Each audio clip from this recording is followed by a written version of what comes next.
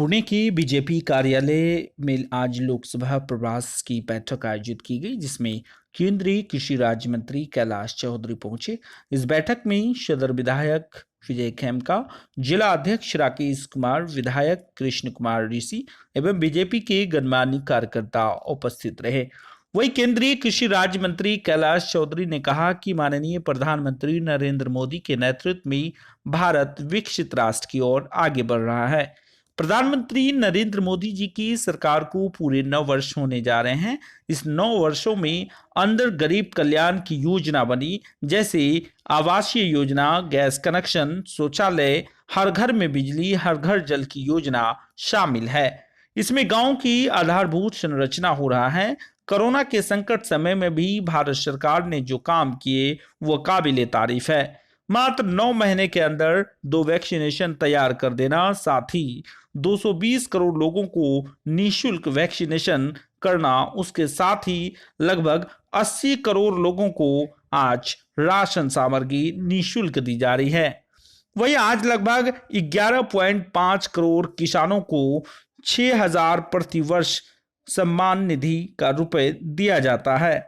गरीब कल्याण की योजना हो, कृषि बुनियाद ढांचा और बेहतर हो, इसके लिए 1 लाख करोड़ रुपए का प्रावधान भी दिया गया। इस तरह के अनेकों योजना माननीय प्रधानमंत्री के नेतृत्व में भारत में चल रहा है। एचबी स्टार 24 न्यूज के लिए पूर्णिया से मन्नू कुमार की खास रिपोर्ट।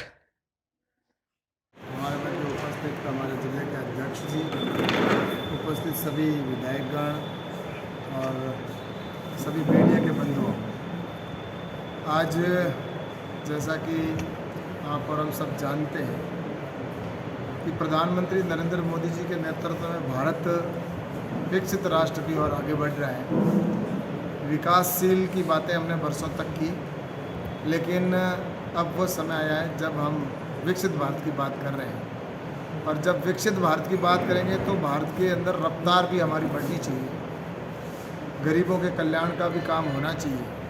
तो प्रधानमंत्री नरेंद्र मोदी जी की सरकार को 9 वर्ष पूरे होने जा रहे हैं और इन 9 वर्षों के अंदर जो काम हुआ है, जिसमें गरीब कल्याण की योजनाएं बनी, आज गरीब को प्रधानमंत्री आवास मिला, तो गरीब को गैस का कनेक्शन मिला, शौचालय बनाए गए, ऐसे ही हर घर में लाइट पहुंचाने की बात हुई हो, हर घर जल की योजना बनी। तो इससे लगता है कि गांवों का इंफ्रास्ट्रक्चर मजबूत हो रहा है। गांवों के अंदर गरीब व्यक्तियों को किस तरह से सपोर्ट किया जाए, आम देश के अंदर आम व्यक्ति बराबरी पर कैसे आए। और आपने ये भी देखा होगा कि कोरोना के संकट के अंदर भी भारत सरकार ने जो अचीवमेंट प्राप्त किए, जो काम किए, मात्र 9 महीनों के अंदर 2 वैक्सीनेशन तैयार कर देना और वैक्सीनेशन तैयार करने के बाद में लगभग 220 करोड़ लोगों को निःशुल्क वैक्सीनेशन करना और उसके साथ ही लगभग 80 करोड़ लोगों को आज राशन सामग्री निःशुल्क दी जा रही है। राशन सामग्री जिस तरह से लगभग 80 करोड़ लोगों तक राशन सामग्री पहुंच रही है, तो ये सब देखा जाए तो वास्तव में गरीब कल्याण की योजना और किसानों के लिए किसान सम्मान निधि का पैसा दिया जा रहा है। आज लगभग 11.5 करोड़ किसानों को 6,000 रुपये प्रति वर्ष पहुंच रहा है। तो इस तरह से आज गरीब कल्याण की योजना हो, चाहे इंफ्रास्ट्रक्चर की दृष्टि से एग्रीकल्चर इंफ्रास्ट्रक्चर गाँवों के अंदर बनाया जा रहा है, 1 लाख करोड़ रुपये का प्रावधान किया है। छोटे छोटे हमारे FPO बनाए जा रहे हैं, 10,000 FPO बनने हैं और ये FPO आने वाले समय के अंदर गांवों के अंदर किसान की खुद की प्रोसेसिंग यूनिट लगे, सॉर्टिंग ग्रेडिंग की यूनिट लगे और खुद वैल्यू एडिशन करके और अपनी फसल को अधिक रेट के अंदर मार्केट के अंदर कैसे बेचे, इसके लिए खुद किसान अब व्यापारी बने। इस दिशा के अंदर सरकार के द्वारा 10,000 FPO बनाए जा रहे हैं। ये गाँवों के अंदर आने वाले समय के अंदर वरदानकारी साबित होंगे। तो भारत सरकार लगातार ये प्रयास कर रही है कि हमारा देश गति के साथ आगे बढ़े। आज एक्सप्रेस हाईवे बनाए जा रहे हैं, आवागमन में आने जाने में सुविधा हो रही है। साथ ही आपने देखा होगा इलेक्ट्रिफिकेशन हमारे रेलों के अंदर सभी जगह पर हो। रेलवे के स्टेशन हैं, उनको अमृत योजना के तहत बहुत ही सुंदर रेलवे स्टेशन बने, इसके लिए करोड़ों रुपए उनके ऊपर रेलवे स्टेशनों के ऊपर भी खर्च हो रहे हैं। ऐसे ही वंदे भारत जैसी ट्रेनें विभिन्न राज्यों के अंदर एक दूसरे को कनेक्ट करने वाली हाई स्पीड वाली ट्रेनें आ रही है।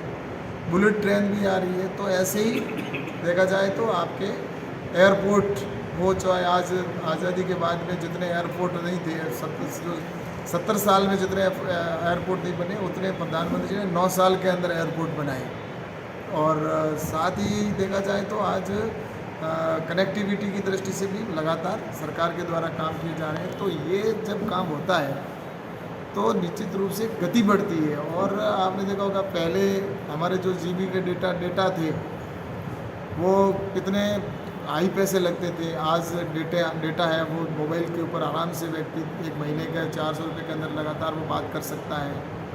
और साथ ही एक समय ऐसा था कि जब हम मोबाइल इंपोर्ट करने वाला ये देश था, हमारे यहाँ पर मोबाइल की मैन्युफैक्चर की कोई यूनिट यहाँ नहीं होती थी, लेकिन आज हमें सबको खुशी है कि मोबाइल एक्सपोर्ट करने वाला देश बना है।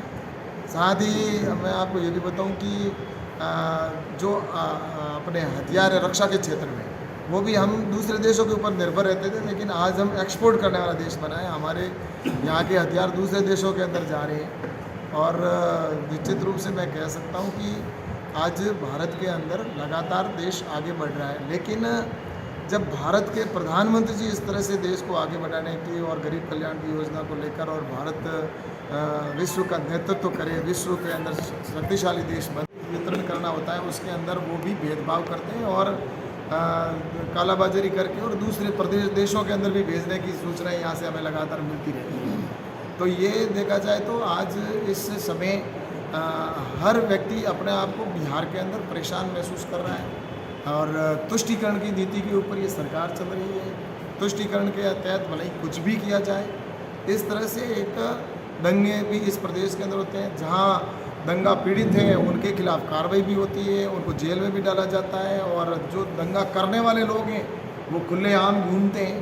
तो इस तरह से यहाँ पर एक तरह से कह सकते हैं कि जो प्रदेश की सरकार बिहार की है वो अपने दोनों चाचा भतीजे सिर्फ अपने इस लूट में लगे हैं, भ्रष्टाचार में लिप्त हैं। और जिस तरह से पहले जो किसी समय में गुंडा राज जो करते थे, गुंडे जो थे उनको उनकी पार्टी में ज्वाइनिंग करवाना और उसके बाद में बड़े बड़े पद और ओहदों पर बिठाकर फिर वही डर और भय का वातावरण पैदा करने का काम ये राज्य की सरकार यहाँ की कर रही है। अभी इस पूर्णिया के किसानों के लिए इनकम बढ़ाने का निश्चित रूप से निर्णय लिया और उसके बाद में जो सरकार की योजनाएं बनी उससे किसानों की इनकम बढ़ी है। आज 10,000 एफपीओ जो बन रहे हैं, प्रत्येक ब्लॉक के अंदर एफपीओ बन रहे हैं। आज हमने यहीं पर एफपीओ की मीटिंग भी बुलाई है और एफपीओ के और सीडीपीओ के यहाँ पर सभी उपस्थित हो रहे हैं। और ऐसे ही एफपीओ बनाकर किसानों की वैल्यू एडिशन करें। साथ ही लागत से 1.5 गुना पर एमएसपी का निर्णय लिया।